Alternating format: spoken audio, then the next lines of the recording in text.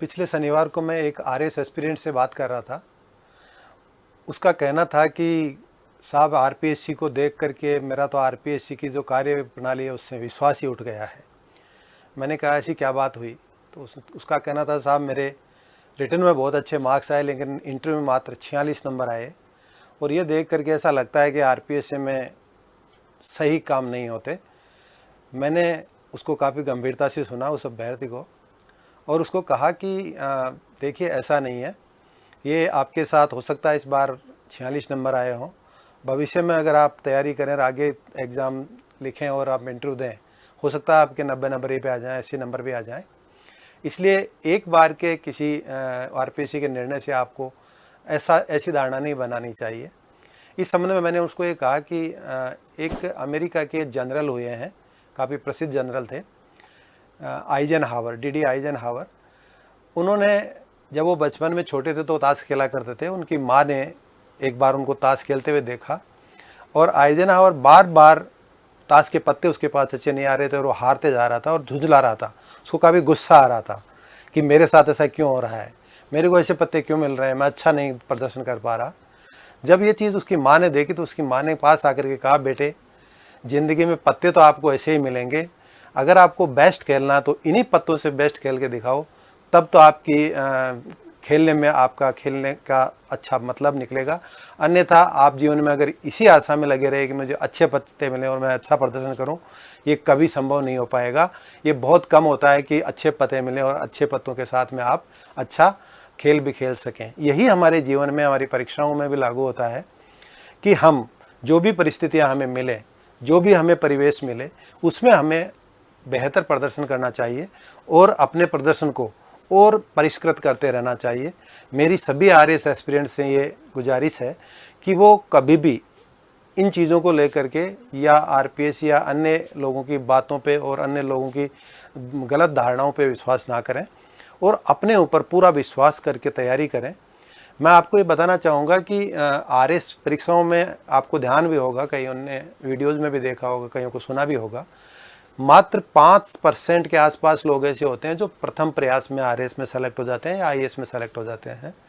अधिकांश विद्यार्थी दूसरे, तीसरे, चौथे या पाँचवें चांस तक आरएस में आ पाते हैं और कई लोग तो आ भी नहीं पाते। इसके कई कारण हो सकते हैं, लेकिन मैंने जानने की कोशिश की। पिछले काफ़ी वर्षों की मेरी सर्विस के दौरान मैंने काफ़ी अधिकारियों से इंटरेक्शन किया और मैंने पिछले ये जो 1-1.5 साल कोरोना का निकला उसमें भारत में यूपीएससी के अलावा 29 राज्यों में पब्लिक सर्विस कमीशंस हैं और इन 29 राज्यों के करीब 28 टॉपर्स से मैंने चर्चा की कि उनकी सफलता का मुख्य बेसिस क्या है, किस आधार पे वो सफल हुए, कैसे वो इन सेवाओं में टॉप कर पाए। उनके जो टॉपर्स थे उनसे मैंने बात की। इसी तरह मैंने राजस्थान प्रशासनिक सेवा के करीब 250 अधिकारियों से चर्चा की और उनसे फीडबैक लिया कि उन्होंने ऐसा क्या लिखा, ऐसी क्या स्ट्रेटेजी अपनाई, उनकी रणनीति क्या थी कि इन परीक्षाओं में वो काफ़ी सफल रहे और अव्वल आए और राजस्थान प्रशासनिक सेवा में या अन्य किसी स्टेट की पब्लिक सर्विस कमीशन की एग्ज़ाम में वो अव्वल रहे या यूपीएससी में अव्वल रहे। मैंने करीब 30 आईएएस अधिकारियों से भी चर्चा की जो राजस्थान कैडर के हैं, उनमें कई तो टॉपर्स हैं। इन सारे अधिकारियों से मैंने चर्चा करने के बाद में ये निष्कर्ष निकाला, हालांकि इन्होंने सब ने अलग अलग काफ़ी ऐसे फैक्टर्स बताए जिससे कि उनका सिलेक्शन या टॉपर होने का कारण रहा, लेकिन मैंने जब इन सब को होलिस्टिक वे में देखा तो ये पाया कि इनमें करीब 21 फैक्टर ऐसे थे जो कॉमन थे और इन 21 फैक्टर्स के आधार पे उन्होंने अपनी सफलता को कारगर बनाया, अपनी सफलता को अर्जित किया और जो भी उनका लक्ष्य था उसको प्राप्त किया। उनके फैक्टर्स रहे, जो लॉजिक्स रहे, जो कारक रहे, उनमें सबसे महत्वपूर्ण कारक जो मैंने देखा वो ये था कि ये सबसे ज़्यादा कठिन परिश्रम में विश्वास करते थे। इसका तात्पर्य ये है, इसका मतलब ये है कि जो भी इन सेवाओं में आना चाहता है उसके लिए पहली रिक्वायरमेंट ये है, पहली आवश्यकता ये है कि वो निश्चित तौर पे कठिन परिश्रम करे। और कठिन परिश्रम कैसे करें, इस चीज़ के लिए मैंने इन अधिकारियों से चर्चा करके काफ़ी कुछ एनालिसिस करके एक पुस्तक भी लिखी है, ऐसे बनते हैं आरएस टॉपर। उसमें मैंने सारी चीज़ें डाली हैं, ये सारी चीज़ें लिखी हैं कि कैसे आप इन सेवाओं में बहुत ही जल्दी चयनित हो सकते हैं और ज़्यादा समय लगाए बिना कम समय में कैसे तैयारी करके कैसे आप प्रथम प्रयास में या दूसरे प्रयास में चयनित हो सकते हैं, इसकी मैंने कारगर रणनीति क्या हो सकती है उसके लिए मैंने इस पुस्तक में काफ़ी विस्तार से बताया है। लेकिन इसमें जो महत्वपूर्ण बात है वो ये है कि जो कठिन परिश्रम की बात है, कठिन परिश्रम एक ऐसा महत्वपूर्ण कारक है जिसके बिना इन सेवाओं में आना असंभव है। इन सेवाओं में आना मुश्किल ज़रूर है, ये आप सब जानते हैं, लेकिन असंभव नहीं है। और इस असंभव को संभव बनाने के लिए आपको कठिन परिश्रम करना होता है। और ये पहला महत्वपूर्ण कारक है जो आपको ध्यान में रखना चाहिए कि आपको इन सेवाओं की तैयारी के लिए निश्चित रूप से बहुत ही कठिन परिश्रम करना चाहिए। दूसरा महत्वपूर्ण जो कारक इन लोगों ने बताया, इन अधिकारियों ने बताया, वो बताया था नियमित अध्ययन। अगर आप अपनी स्ट्रेटेजी में, अपनी कारगर रणनीति में ये दूसरा महत्वपूर्ण फैक्टर अगर शामिल करते हैं जिससे कि आप लगातार निरंतर अध्ययन करते रहते हैं, ऐसा नहीं कि आपने 5 दिन पढ़ाई की और फिर 10 दिन ब्रेक दे दिया, इस तरह से आप पढ़ाई करके सफल नहीं हो सकते। इन सेवाओं में तैयारी के लिए निरंतरता बहुत आवश्यक है। ऐसा करीब करीब इन सभी अधिकारियों ने जो चयनित हुए हैं, जो टॉपर्स रहे हैं पब्लिक सर्विस कमीशंस के, ये शायद इंडिया में मेरे हिसाब से आज तक ऐसा बहुत कम लोगों ने किया होगा कि राजस्थान और भारत के जितने भी पब्लिक सर्विस कमीशन हैं स्टेट्स के, उनके टॉपर से बात करके, उनके व्यूज़ जान करके कोई बुक लिखी गई हो। और ये बुक मैंने इसलिए लिखी है कि आप लोगों को ये चीज़ें, जो भ्रांतियाँ हैं, जो संशय हैं, वो निकल जाएँ कि इन सेवाओं में आने के लिए ये बात सही है कि कई कारक ऐसे होते हैं जो हमारे नियंत्रण में नहीं होते, कई फैक्टर्स ऐसे होते हैं जिन पे हमारा कोई कंट्रोल नहीं होता, लेकिन फिर भी हम इन सारी प्रतिकूलताओं और विषमताओं के बावजूद भी इन सेवाओं में सफल हो सकते हैं और अव्वल आ सकते हैं, इसमें कोई दो राय नहीं है। और इसके उदाहरण मैं ही नहीं, और भी हजारों ऐसे चयनित और सफल अधिकारी हैं जिन्होंने इन चीज़ों में विश्वास करके, इन फैक्टर्स पे विश्वास करके सफलता अर्जित की है। इसके अलावा इन अधिकारियों से जो मैंने एनालिसिस में जो 21 फैक्टर्स निकाले, उनमें तीसरा महत्वपूर्ण फैक्टर मैंने जो पाया वो ये पाया था कि उनमें सब में सकारात्मक सोच का जो एलिमेंट है वो उनमें था। इन अधिकारियों में सब में एक सकारात्मकता थी। इन्होंने हर बार ये नहीं सोचा कि मेरा चयन नहीं होगा, या आरपीएससी या अन्य पीएससी में इस तरह की धांधली होती है इसलिए मेरा सिलेक्शन होना संभव नहीं है, या मैं गरीब हूँ, या मैं ग्रामीण क्षेत्र से हूँ, ऐसा उन्होंने कभी नहीं सोचा। उन्होंने सदैव अपना जो भी था, अपनी जो परिस्थितियाँ थे, उनको पॉजिटिव वे में लिया, सकारात्मक रूप में लिया और पॉजिटिव पर्सपेक्टिव रख करके उन्होंने सफलता अर्जित की। ये तीसरा महत्वपूर्ण कारक था जो उन्होंने अपने जीवन में उतारा और वो सफल हुए। इन अधिकारियों ने जो चौथा फैक्टर महत्वपूर्ण बताया वो बताया आत्मविश्वास का। इन सब ने एक कॉमन जो फैक्टर इनमें पाया गया चौथा, वो ये था कि इन सब में आत्मविश्वास की प्रबल शक्ति थी। इन्होंने अपने आप में आत्मविश्वास रखा और हर वक्त अपने आप को सकारात्मक ऊर्जा और आत्मविश्वास के साथ में बहुत ही गंभीरता से लिया और सकारात्मक ऊर्जा को और ज़्यादा बढ़ाया। हर वक्त इन्होंने इस चीज़ में विश्वास किया कि मैं इन सेवाओं में पास हो सकता हूँ, इन सेवाओं में चयनित हो सकता हूँ और मैं इसके लिए वो सब कुछ करने के लिए तैयार हूँ जो इसके लिए आवश्यक है। और इस आत्मविश्वास, दृढ़ आत्मविश्वास के साथ इन्होंने तैयारी की और इन लोगों ने अपने जीवन में जो लक्ष्य इन्होंने निर्धारित किया था इन सेवाओं में चयन होने का, वो अर्जित किया। इन सभी अधिकारियों ने एक पांचवा फैक्टर जो मैंने मुझे कॉमन रूप से बताया वो ये बताया, इन सब का कोई ना कोई मार्गदर्शक था, कोई ना कोई मेंटर था। इन्होंने या तो अपने परिवार में या किसी अधिकारी से या अपने कॉलेज के किसी प्रोफेसर या लेक्चरर से जो इन सेवाओं के बारे में ज्ञान रखता हो, उनको अपना मेंटर बनाया, अपना मार्गदर्शक बनाया और समय समय पर उनसे मार्गदर्शन प्राप्त करके वो सब कुछ जो इम्प्रूवमेंट उनको अपने पढ़ाई में लाने थे, अपनी पर्सनैलिटी में लाने थे, वो लाए और उन्होंने वो परिवर्तन ला करके, वो परिष्कार करके, वो अपने अध्ययन को समृद्ध बना करके और इन परीक्षाओं में सफलता को अर्जित किया। जो ये पांचवा महत्वपूर्ण फैक्टर है, ये बहुत महत्वपूर्ण है। अगर मार्गदर्शक सही नहीं हो तो हमें सफलता समय पे नहीं मिल सकती। इसका मैं एक छोटा सा वैज्ञानिक उदाहरण देके बताना चाहता हूँ। आप थोड़ा गौर कीजिए, सूर्य के केंद्र में फोटॉन्स की उत्पत्ति होती है, जो प्रकाश के कण होते हैं उनकी उत्पत्ति सूर्य के केंद्र में होती है और सूर्य के केंद्र से सूर्य की सतह की जो दूरी होती है वो मात्र 9 लाख किलोमीटर की होती है और प्रकाश की जो गति है, चलने की जो गति है, वो 3 × 10⁸ मीटर प्रति सेकंड है। और इस दर से अगर प्रकाश का कण केंद्र से सूर्य की सतह पर आए तो मात्र 3 सेकंड का समय उसको लगना चाहिए। लेकिन होता यह है कि उसको कोई सीधा मार्ग नहीं मिलता और वो इधर उधर रैंडम वॉक करके मूवमेंट करता है और उसके बाद में वो सूर्य की सतह पे पहुंचता है। और इस प्रक्रिया के दौरान उसको जो इधर उधर घूम घाम करके सूर्य की सतह पे पहुंचता है उसको करीब 10,000 से 1,70,000 वर्ष तक का समय लग जाता है। 3 सेकंड की जगह 10,000 से 1,70,000 वर्ष का समय लग जाता है, जो एक अनगाइडेड वॉक का उदाहरण है। इसके विपरीत अगर हम देखें कि सूर्य की सतह से प्रकाश का कण पृथ्वी पर आने में मात्र 500 सेकंड लेता है और ये 500 सेकंड का समय उसको 15 गुणा 10 की पावर 7 किलोमीटर दूरी तय करने में लगता है, अर्थात करीब 166 गुना ज़्यादा दूरी है। प्रकाश जो सूर्य की सतह है उससे पृथ्वी की सतह की जो दूरी है वो सूर्य के केंद्र से सूर्य की सतह की दूरी के 167 गुना ज़्यादा है।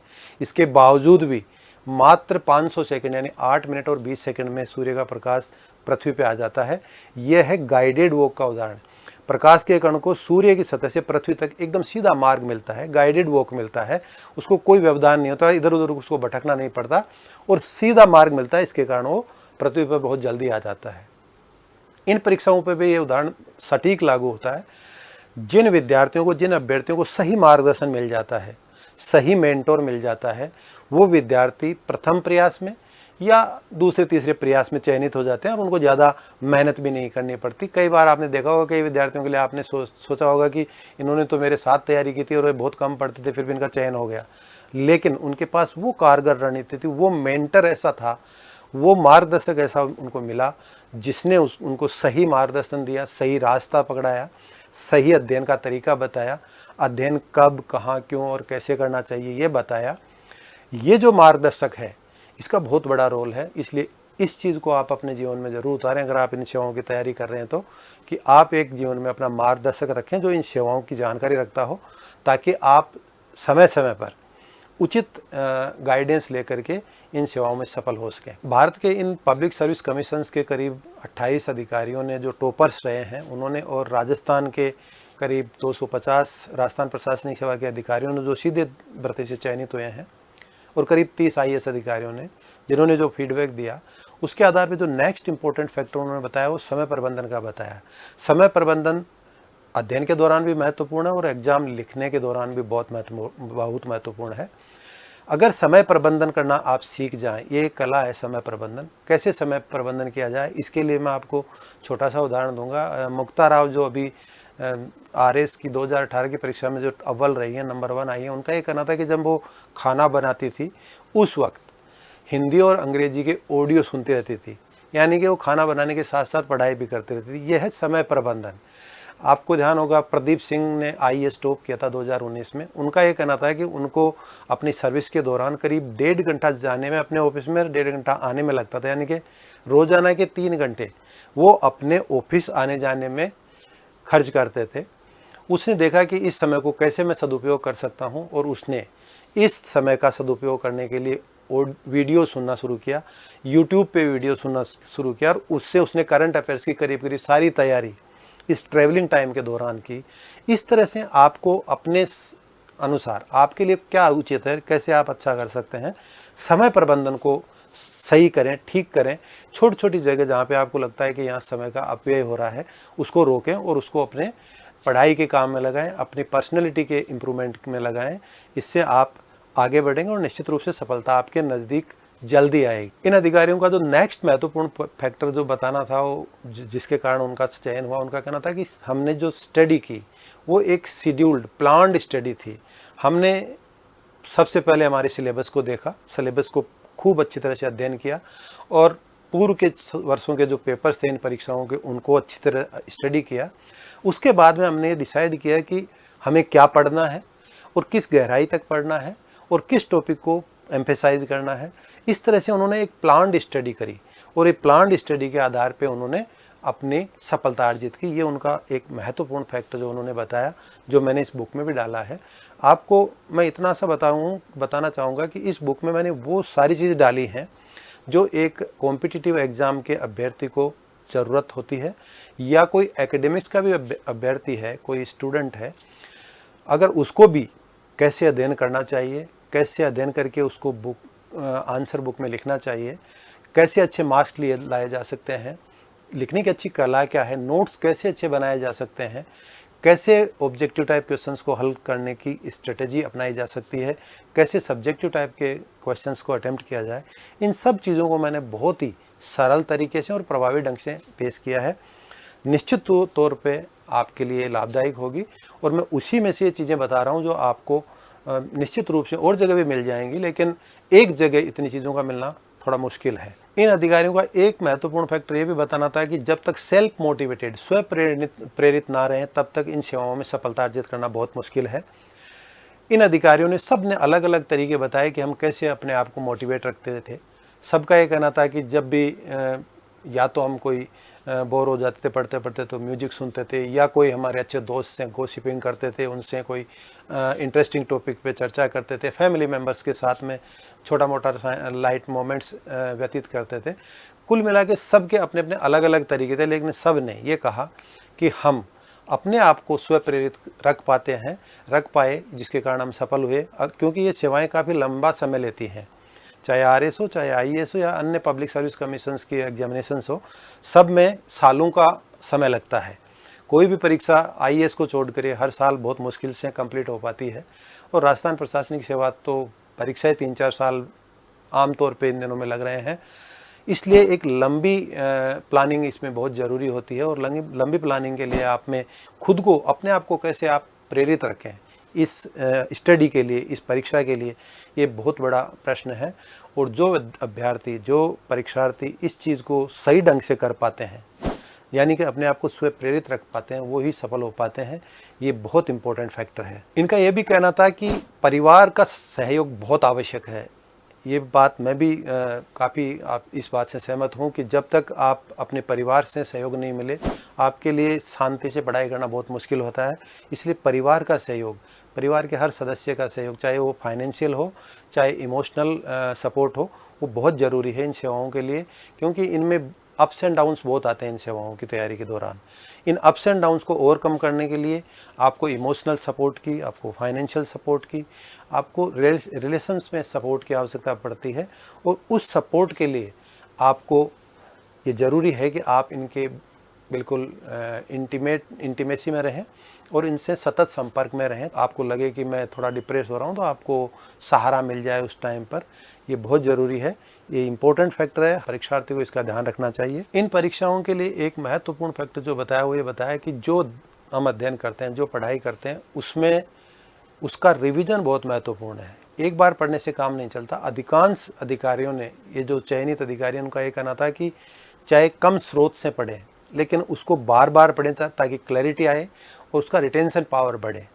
ये जो रिवीजन है इसको बहुत ज़्यादा एम्फेसाइज किया। करीब करीब सभी अधिकारियों ने, जो टॉपर्स थे, उन्होंने ये बात मुझे कॉमन बताई कि साहब रिवीजन ऑफ द स्टडी, जो स्टडी किया है हमने उसको बार बार रिवाइज करें। 10 चीज़ें पढ़ने के बजाय एक चीज़ को 10 बार पढ़ना ज़्यादा अच्छा है, और उससे ही आपके रिटेंशन बढ़ेगी, आप रिमेंबर अच्छी तरह कर पाएंगे और अच्छी तरह से लिख पाएंगे।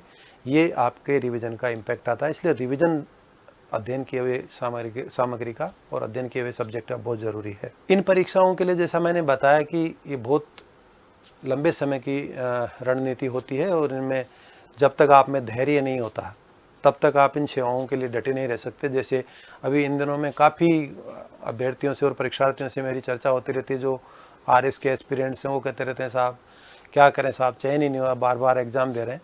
ये स्वाभाविक है, सबके साथ होता है जिसका चयन नहीं होता। लेकिन आपको धैर्य रखना है, क्योंकि समय आने पर आपको सफलता मिलने वाली है। वो समय कब आएगा वो अपने को पता नहीं है। ये ईश्वर के कंप्यूटर में कहीं फीड है, और ईश्वर ही ये डिसाइड करता है कि किस व्यक्ति को किस वक्त इन सेवाओं में एंट्री देनी है और किनको नहीं देनी है। तो हमें ईश्वर पे विश्वास रख करके धैर्य बनाए रखना चाहिए, और दृढ़ता से, परसिवियरेंस के साथ में अध्ययन करते रहना चाहिए। कई अभ्यर्थी और कई परीक्षार्थी ये करते हैं कि सिलेबस को पूरे को कवर नहीं करते, लेकिन इन चयनित अधिकारियों ने, जो टॉपर्स रहे हैं या जो भी इन सेवाओं में आए हैं, उनका ये भी कहना है कि इन परीक्षाओं की तैयारी के लिए संपूर्ण सिलेबस को कवर करना बहुत ज़रूरी है। किसी भी टॉपिक को आप छोड़ करके कॉम्प्रोमाइज़ नहीं कर सकते। आपको हर सब्जेक्ट को तैयार करना होता। हाँ, ये हो सकता है कि कुछ सब्जेक्ट जो जनरली जिन पे अधिक फोकस रहता है उन पे ज़्यादा एम्फेसाइज कर सकते हैं, लेकिन तैयारी सबकी करें और तैयारी को अच्छी तरह करें। कुछ टॉपिक पे ज़्यादा एम्फेसाइज कर लें, लेकिन ऐसा कोई सब्जेक्ट या ऐसा कोई टॉपिक ना छोड़ें जिसको आपके सिलेबस में जिसको शामिल किया हुआ है और आप उसको छोड़ रहे हैं। ऐसा करेंगे तो निश्चित तौर पे आपको बहुत बड़ा नुकसान हो सकता है, क्योंकि इन परीक्षाओं में एक एक नंबर बहुत महत्वपूर्ण होता है। एक नंबर से आप चयनित हो भी सकते हैं और एक नंबर का मान इस चयन से बाहर भी हो सकते हैं। इसलिए इन सेवाओं में एक एक नंबर का महत्व को देखते हुए आपको सिलेबस के प्रत्येक टॉपिक को तैयार करना चाहिए, ये इन सब अधिकारियों का कहना है। आरएस परीक्षा के 3 चरण आप सब जानते हैं। प्रारंभिक परीक्षा मुख्य और तीसरी है साक्षात्कार या वाइवावोशी कहें, मौखिक परीक्षा कहें। मौखिक परीक्षा में सबसे महत्वपूर्ण जो बात है वो आपका ज्ञान तो है ही। ज्ञान के बिना आप एक्सप्रेस नहीं कर सकते, अभिव्यक्ति आपकी अच्छी नहीं हो सकती। लेकिन ज्ञान होने के बाद में भी अधिकांश अभ्यर्थियों की, परीक्षार्थियों की अच्छी अभिव्यक्ति नहीं होती, यानी कि उनमें वाक कौशल अच्छा नहीं होता है। इसलिए आपको अपने इस परीक्षा की तैयारी के लिए जब से आप शुरू करें, शुरू से ही आप अपने स्पीकिंग स्किल्स हैं, जो सॉफ्ट स्किल्स हैं, उनके ऊपर वर्क करें और अपने बोलने की कला को इम्प्रूव करें, परिष्कृत करें और प्रभावी बनाएं। आपके चेहरे पर ऐसे हाव भाव आएँ, क्योंकि body language is very important. आपकी बॉडी कैसे रिएक्ट कर रही है, कैसे एक्ट कर रही है, इसका भी कम्युनिकेशन में बहुत इम्पोर्टेंस है। इसलिए आपका जो स्पीकिंग स्टाइल है, आपकी जो स्पीकिंग का जो तरीका है, वाक कौशल है, वाक पटुता है, उसमें आप अपने आप को थोड़ा परिष्कार करें और इसको डे बाय डे, क्योंकि ये एक दिन में इम्प्रूव नहीं की जा सकती, इसमें सालों लगते हैं।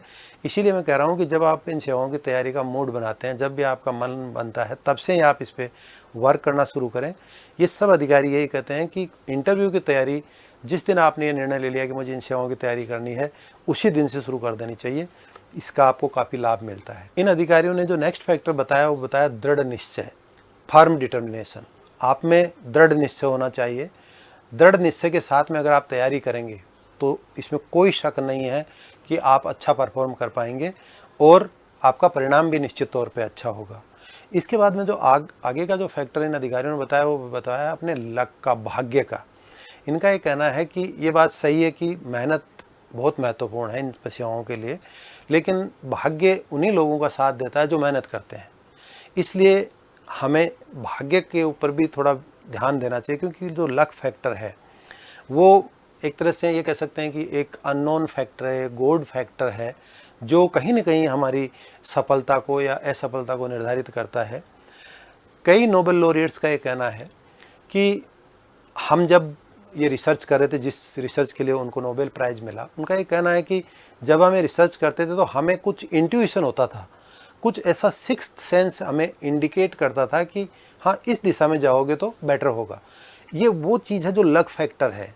लक फैक्टर ईश्वर में या जो भी ऑलमाइटी जिसको आप मानते हैं, अपना कोई भी इष्ट देव मानते हैं, या कोई भी सुप्रीम पावर जिसमें आप विश्वास करते हैं, उनमें विश्वास करें, उसको सरेंडर करें अपने आप को, और उस जगह से जो आपको पावर मिलता है वो होता है लक फैक्टर। इसके लिए मैं आपको उदाहरण देना चाहूँगा। निकोला टेस्ला ने इसके लिए बहुत अच्छी बात कही है, जो दुनिया के सबसे बड़े, थॉमस अल्वा एडिसन के बाद में सबसे बड़े आविष्कारक हुए हैं। उन्होंने कहा है कि इस ब्रह्मांड में एक वो अदृश्य शक्ति है जिससे मैं तो एक सिग्नल का काम करता हूँ, मेरे पास तो एक सिग्नल है, लेकिन जो शक्ति है वो मुझे कहीं बाहर से मिलती है, और ये मुझे पूर्ण विश्वास है कि ऐसी शक्ति है जहाँ से मुझे सिग्नल मिलते हैं और मैं ये आविष्कार कर रहा हूँ। ये स्थिति हम जो थोड़े से ज़्यादा एडवांस होते हैं नॉलेज के हिसाब से, ब्रेन के हिसाब से, हमारे स्पिरिचुअल साइंटिस्ट ने भी इस चीज़ को वैलिडेट किया है कि निश्चित तौर पे ऐसी शक्ति है जो हमें गवर्न कर रही है, पूरे कॉस्मोस को गवर्न कर रही है। उस शक्ति में जो विश्वास करता है निश्चित तौर पे उसको तकदीर साथ देता है। ऐसा मेरा नहीं, सबका मानना है। आपको ज़रूर इस चीज़ के ऊपर गौर करना चाहिए। इन सेवाओं में आने के लिए एक बहुत ज़रूरी चीज़ जो है वो है पैसन। आपका जुनून होना चाहिए। इन सेवाओं में आप आना चाहते हैं, इसके लिए आप में जुनून हो। आप जो भी काम करें बड़े पैसन से करें, आप पैशनेट होकर करें, पूर्ण मनोयोग के साथ लग के करें, तब जा कर के आपकी स्टडी अच्छी होगी, आप अच्छा लिख पाएंगे, अच्छा कर पाएंगे, अच्छा प्रदर्शन कर पाएंगे परीक्षाओं में। और जुनून के बिना आप अच्छा अध्ययन भी नहीं कर पाएंगे, ना अच्छा लिख पाएंगे, ना अच्छा इंटरव्यू दे पाएंगे।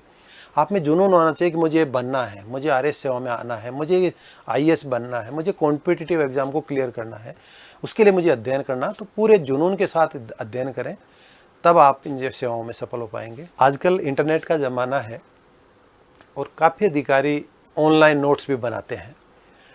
तो इंटरनेट की यूज़ के ऊपर, यूटिलिटी के ऊपर अभी जो चयनित नए अधिकारी हैं उनका ये कहना है कि इंटरनेट से काफ़ी उनको हेल्प मिलती है। अगर वो सही तरीके से सही कंटेंट को अगर अप्रोच करें और उसको अपनी तैयारी के लिए काम में लें, तो इंटरनेट बहुत अच्छा स्रोत है जिससे आपको अध्ययन सामग्री काफ़ी अच्छी मिल सकती है और तुरंत मिल सकती है। इसलिए इंटरनेट को या सोशल मीडिया को आप कंट्रोल्ड यूज़ करें, रेगुलेटेड यूज़ करें और उसका सदुपयोग करें। जो आपको आवश्यक हो तभी उसी कंटेंट के लिए आप अप्रोच करें जिसकी आपको आवश्यकता है। अदरवाइज़ इंटरनेट में काफ़ी समय ख़राब हो सकता है। सोशल मीडिया पे काफ़ी समय कई लोग ख़राब करते हैं, जो आपको ज़रूर बचना चाहिए और आपको उसका बिल्कुल सेंसिबल होकर के उपयोग करना चाहिए। और ऑनलाइन नोट्स भी बना सकते हैं। ऑनलाइन नोट्स का बहुत अच्छा तरीका है। ऑनलाइन नोट्स बनाने का एक सबसे बड़ा फ़ायदा ये है कि आप किसी भी टॉपिक पे या किसी भी सब्जेक्ट पे, किसी भी वर्ड से आप ऑनलाइन नोट्स में तुरंत आप सर्च करके उस टॉपिक तक पहुंच सकते हैं और रिवाइज आसानी से कर सकते हैं। कोई चीज़ मिस कर रहे हो तो आप आसानी से उसको देख सकते हैं। हार्ड कॉपी में बनाते हैं, उन नोट्स में हो सकता है कि आपको ढूंढने में समय लग जाए, लेकिन ऑनलाइन नोट्स में आपको बहुत आसानी हो जाएगी।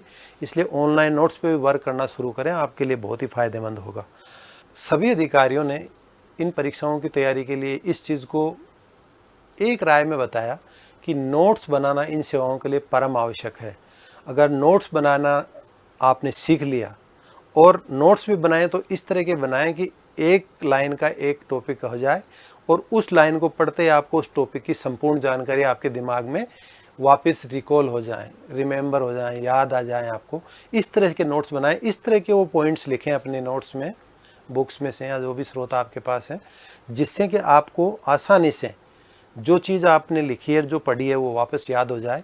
उन टॉपिक्स को और उन बिंदुओं को देख करके इस तरह से शॉर्ट नोट्स बनाएं, बहुत शॉर्ट नोट बनाएं। ये आपको परीक्षा में रिवाइज करने के लिए बहुत सहयोगी होंगे और आपके को परीक्षाओं में अच्छा प्रदर्शन में बहुत हेल्प करेंगे। नोट्स बनाना भी एक कला है।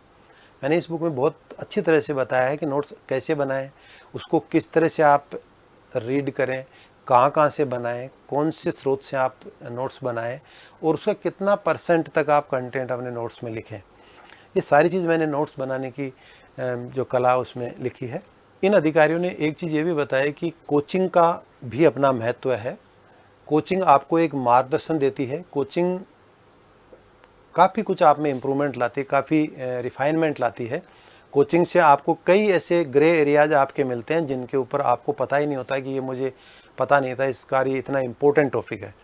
तो कोचिंग में आपको कंटेंट भी अच्छा मिलता है और कंटेंट के साथ में आपको वो चीज़ें भी आपको पता लग जाती हैं कि दूसरे स्टूडेंट्स में मेरे से बेहतर क्या है।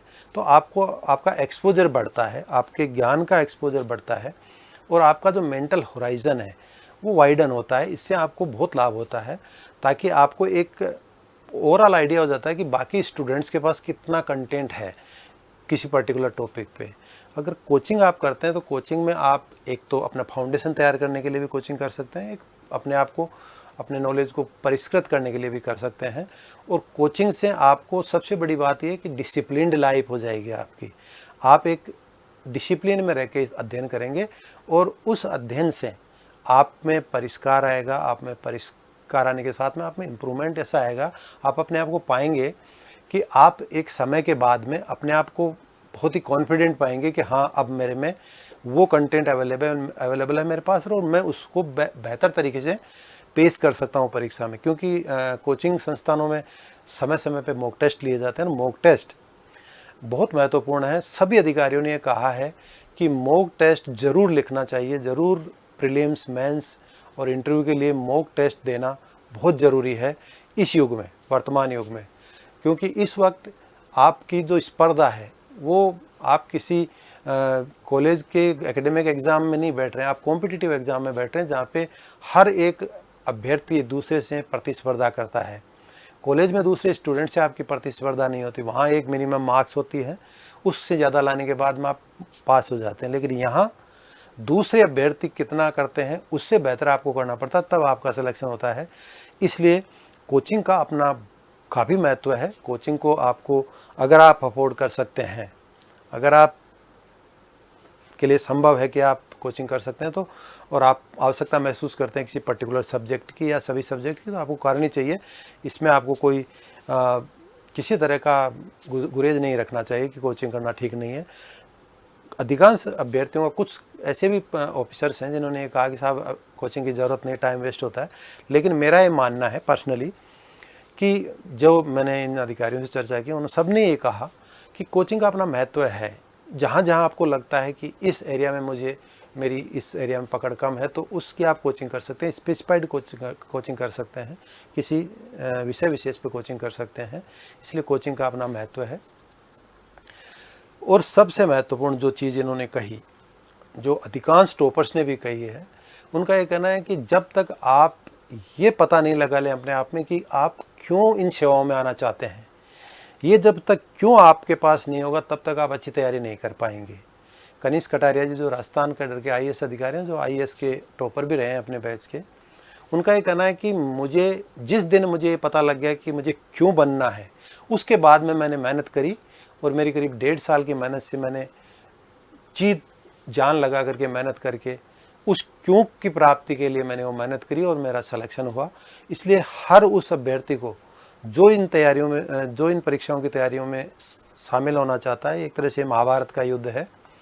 इस युद्ध में उतरने से पहले आपको ये पता होना चाहिए कि आप क्यों कर रहे हैं, ये तैयारी कर क्यों रहे हैं, किस लिए करना चाहते हैं, आप क्यों आरएस बनना चाहते हैं, क्यों आईएएस बनना चाहते हैं। जब तक ये क्यों नहीं होगा, तब तक आपके लिए कोई एक ड्राइविंग फोर्स नहीं होगा जो आपको इन सेवाओं में चयनित करा दे। ये मोटे मोटे फैक्टर्स मैंने आपको बताए हैं। इन फैक्टर्स को मैंने इस बुक में डाला है, ऐसे बनते हैं आरएस टॉपर। ये आरएस के लिए नहीं, आरपीएससी या यूपीएससी या अन्य पब्लिक सर्विस कमीशंस के लिए जितने भी कॉम्पिटिटिव एग्ज़ाम्स हैं या कोई कॉलेज के एग्ज़ाम्स हैं, उन सब के लिए इक्वली बेनिफिशियल है। क्योंकि इसमें ये बताया गया है कि कैसे अध्ययन करें। अध्ययन का एक बड़ा साइंस है, कब अध्ययन करें, कैसे करें, आपका रिटेंशन पावर कैसे बेटर रह सकता है। अध्ययन कई तरीके से किया जाता है, इसमें वो चीज़ दी गई है कि कैसे अध्ययन को आप प्रभावी बना सकते हैं, कैसे अपना रिटेंशन पावर बढ़ा सकते हैं, उसके पीछे साइंस क्या है। मैंने इसमें यह भी बताया है कि कॉम्पिटिटिव एग्जामिनेशंस में जो पेपर, पिछले सालों के कुछ पेपर्स आए हुए हैं, उनके आंसर कैसे लिखे जाएँ। मैं ये इसलिए कह रहा हूँ कि मैं right from first year up to PhD topper रहा हूँ, गोल्ड मेडलिस्ट रहा हूँ। मेरी यूनिवर्सिटी का भी टॉपर, कॉलेज का भी टॉपर, राजस्थान का भी टॉपर रहा हूँ मेरी स्ट्रीम में। और मेरे टॉपर रहने में मेरे प्रत्येक सब्जेक्ट में करीब 90% सब्जेक्ट्स में मैं सभी स्टूडेंट्स से अव्वल नंबर लाता था। इसका कारण एक था कि मेरे पास ज्ञान के साथ में अच्छी राइटिंग की हैबिट थी, मेरे पास कला थी अच्छा लिखने की, कैसे अच्छा लिखा जा सकता है, कैसे और से बेहतर लिखा जा सकता है, क्रिएटिविटी थी। वो मैंने इसमें आपको ये बताया क्योंकि मेरे भी आरएस एग्ज़ाम में एक पेपर में 84% मार्क्स आए थे जीके में। उस पूरे पेपर को मैंने सोल्व करके वैसा का वैसा बताया जैसा मैंने एग्ज़ाम में लिखा था कि कैसे लिखने से अच्छे नंबर आते हैं। तो मैंने इस बुक में सारे चीज़, आपको जो चीज़ चाहिए इन सेवाओं की तैयारी के लिए, वो डाली है। मैं ये नहीं कहता कि इसको पढ़ने से आप सेलेक्ट हो ही जाएंगे, but chances are very bright. और मैं कह सकता हूँ कि काफ़ी हद तक आप सफल हो सकते हैं अगर इसमें चीज़ें लिखी हुई है उनको अगर आप खुद देखें, समझें और आत्मसात करें और उनके ऊपर आगे चल करके पढ़ाई करें, पूर्ण मनोयोग से पढ़ाई करें। मेरी आपको बहुत बहुत शुभकामनाएं। 2021 की वैकेंसीज आरएस की आ गई हैं और जल्दी ही इनका परीक्षा का शेड्यूल भी आएगा। मैं इसके लिए आपको एडवांस में शुभकामनाएं देता हूं और आपके उज्जवल भविष्य की कामना करता हूं। धन्यवाद।